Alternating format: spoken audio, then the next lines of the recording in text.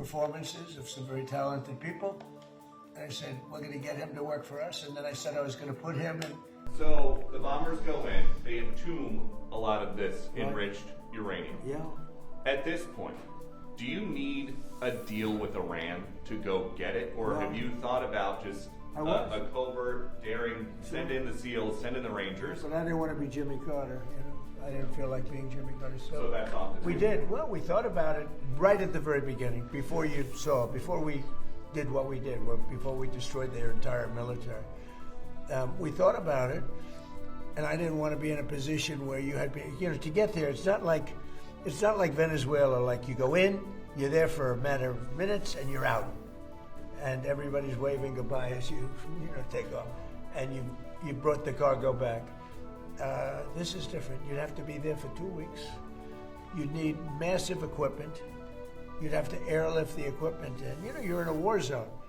And there was a time at the very beginning when we thought about doing that, because they would have not been watching, but they would have found out. I mean, during a period of a week to 2 weeks, you would have had a major construction operation, because that plane, and more importantly, those people that operate those planes, including the mechanics, they flew for 37 hours round trip. Think of that.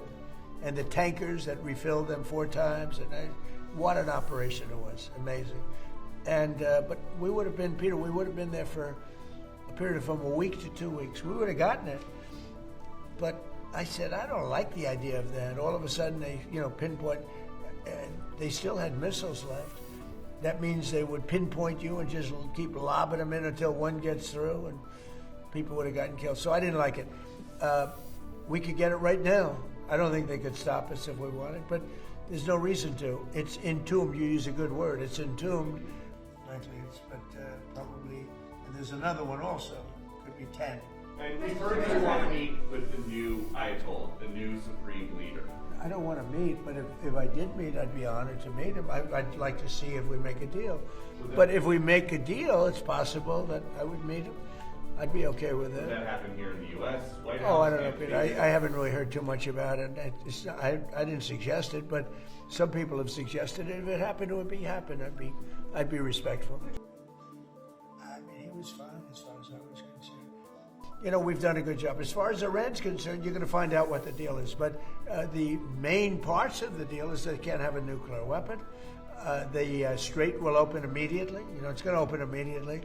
And we've largely swept for mines. We have the most sophisticated mines. They're underwater minesweepers. I actually said to somebody, one of the generals, why underwater? He said, because usually it's hostile. When you're looking for mines, typically it's not in a good neighborhood, right? So underwater made a lot of sense when it didn't take long to figure that one out. So I think we're doing very well, but we're going to see if we're going to win one way or the other. We're going to win on paper, or we're going to win military. One way or the other. It's going to be militarily or on paper. Anywhere in the world for about 3 weeks. I'm not going to see, man. I'm sure,